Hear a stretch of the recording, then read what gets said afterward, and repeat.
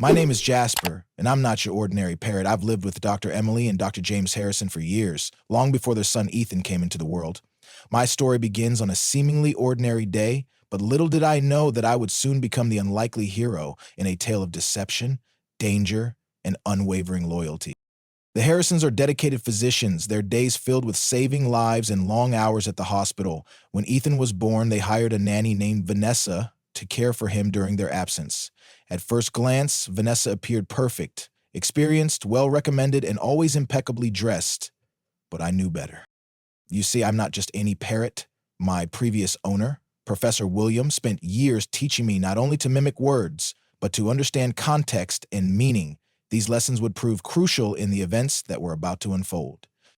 From the moment Vanessa arrived, something felt off. When Emily and James were home, she was the picture of devotion, cooing at Ethan, singing lullabies, and providing detailed reports of their daily activities. But the instant they left, her demeanor would change dramatically.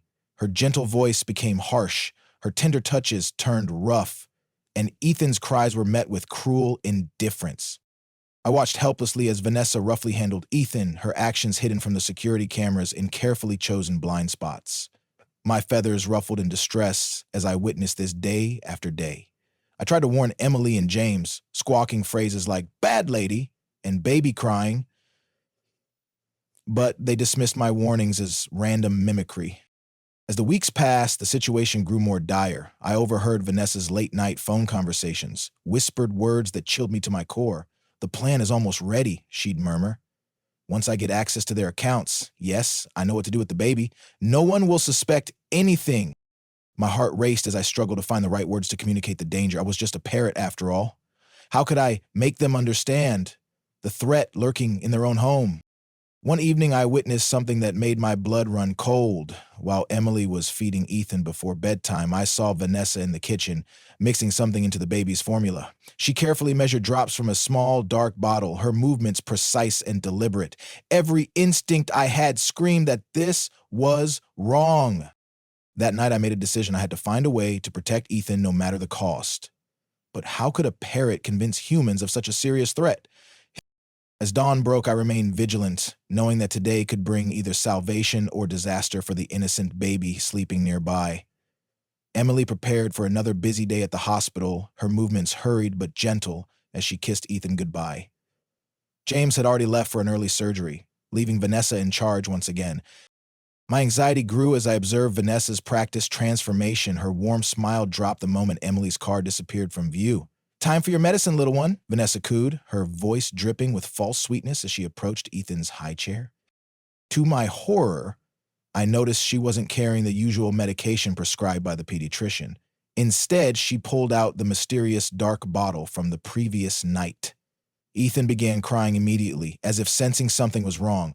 His tiny hands pushed away the bottle Vanessa pressed against his lips. "Stop being difficult," she hissed, her gentle facade cracking. "Just drink it."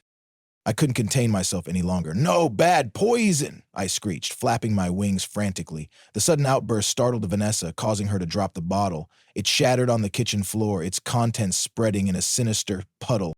Vanessa's face contorted with rage. "Stupid bird!" she snarled, advancing toward my cage. "You've been watching me too closely, haven't you?" Her fingers gripped the cage bars tightly. "Well, we'll have to do something about that." Just then, a voice called from the front door. "Hello, anyone home?" It was Sophie, Emily's sister, who had a habit of dropping by unannounced. Vanessa quickly composed herself, kicking the broken glass under the cabinet and wiping the spilled liquid with her shoe. "We're in the kitchen," Vanessa called back, her voice honey-sweet once again. I watched as she hastily cleaned up the evidence, noting how she stuffed the glass shards into her pocket rather than the trash. Sophie entered with her young daughter, Lily, carrying a basket of fresh muffins. Her eyes immediately went to Ethan, who was still crying. "Is everything okay?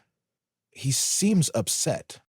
"Oh, he's just being fussy about his breakfast," Vanessa explained smoothly. "You know how babies can be." She lifted Ethan from his high chair, bouncing him with apparent affection. But I'd noticed something else. A small notebook that had fallen from Vanessa's pocket during her hasty cleanup. It lay partially hidden under the kitchen table, its pages containing what looked like numbers and notes in her precise handwriting. While the women chatted, Lily wandered over to my cage.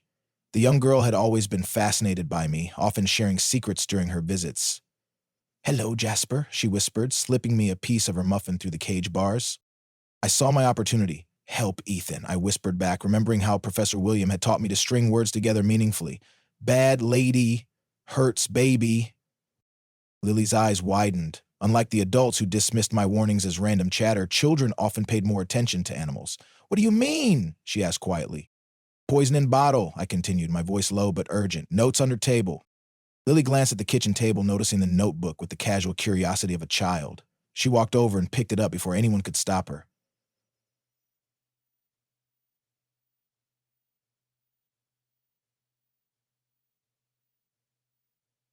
"What's this?"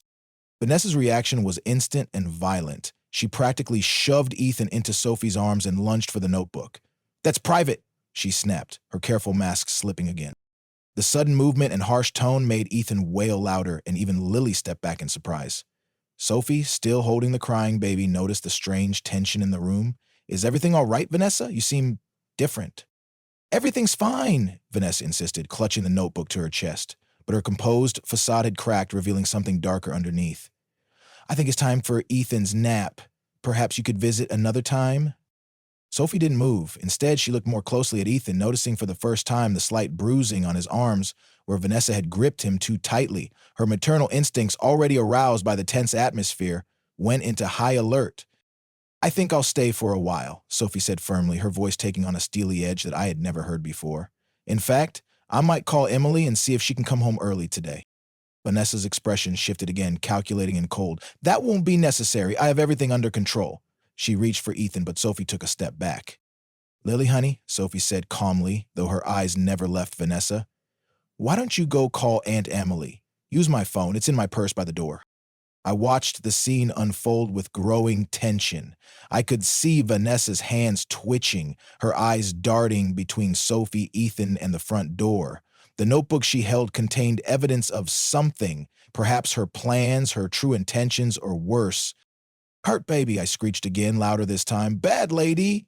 Poison!" "That bird has been nothing but trouble," Vanessa said, her voice tight with suppressed anger. "Always making noise, interfering with Ethan's sleep. I've suggested to Emily that we should get rid of it." "Really?" Sophie replied, her suspicion growing. "Emmeline loves that parrot. She's had Jasper for years, and she's never mentioned anything about getting rid of him." The tension in the kitchen was broken by the sound of Lily's voice from the hallway. "Aunt Emily, can you come home? Something's wrong with Vanessa." Vanessa's composure shattered completely. She made a sudden move toward the front door, but Sophie blocked her path. "You're not going anywhere until Emily gets here," Sophie declared, her free arm extended to prevent Vanessa from passing. I watched as Vanessa's face transformed into something truly frightening. Gone was any pretense of the caring nanny, replaced by a calculating coldness that confirmed every suspicion I'd had. "You don't understand," Vanessa said, her voice barely above a whisper. "This was supposed to be perfect. I had everything planned. The baby would get sick, nothing too serious at first, but with my special medicine, he would get worse instead of better.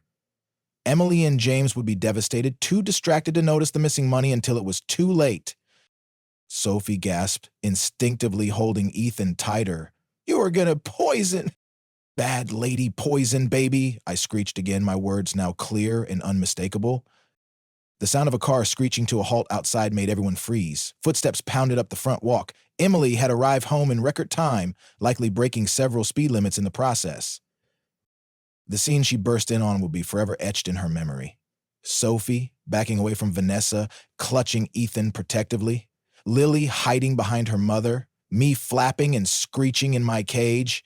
And Vanessa, looking nothing like the caring nanny she'd pretended to be, holding a notebook full of secrets that were about to be revealed. Emily stood frozen in the doorway, her medical coat still on, stethoscope dangling from her neck. The tension in the kitchen was thick enough to cut with a knife. Her eyes darted between her sister holding Ethan, Vanessa's threatening stance, and my agitated state. "What's going on here?" Emily demanded, her voice carrying the authority of someone used to handling crisis situations.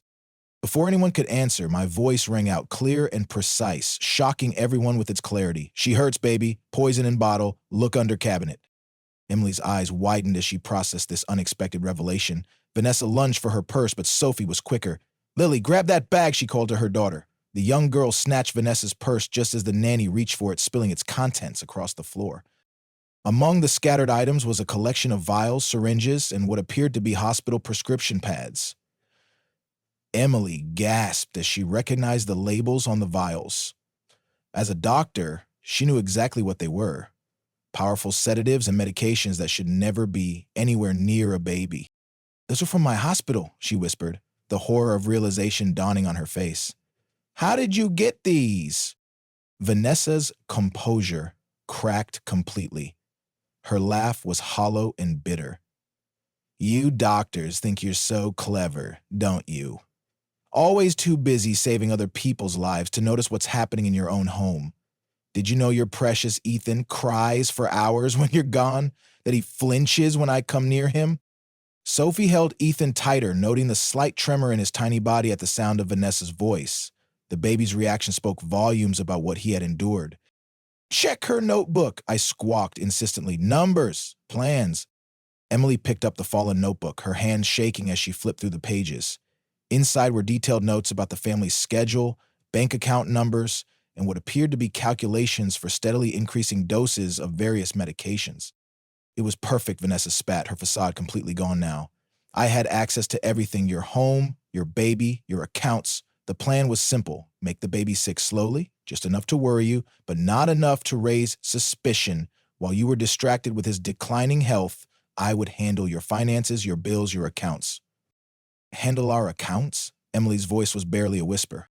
"Your signatures weren't hard to forge," Vanessa continued, a hint of pride creeping into her voice. "And grieving parents rarely check their bank statements carefully. By the time Ethan's condition became critical, I would have transferred enough money to disappear completely. The devastated parents would be too broken to notice the missing funds until it was far too late." The sound of Ethan's whimper cut through the tension like a knife. Emily took a step forward, her professional calm warring with maternal fury. "How many times?" she demanded. "How many times did you hurt my baby?" Vanessa's silence was more damning than any answer could have been. I, however, had more to reveal. "Night medicine!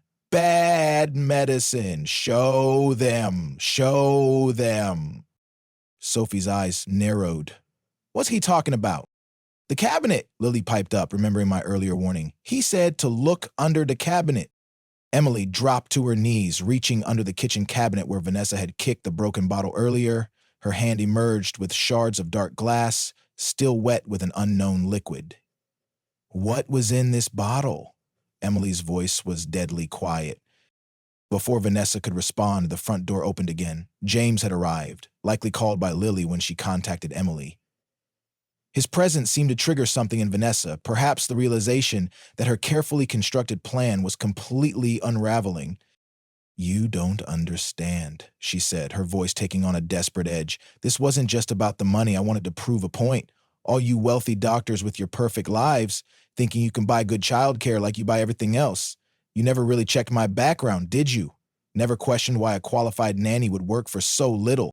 Emily and James exchanged horrified glances, the full weight of their oversight crashing down on them. "We trusted you," James said, his voice hoarse with emotion. "We welcomed you into our home, made you part of our family." "Family?" Vanessa laughed bitterly. "You don't know the meaning of the word. While you were out saving strangers, I was here. I heard every cry, every whimper. I could have been a mother to him, better than you ever were."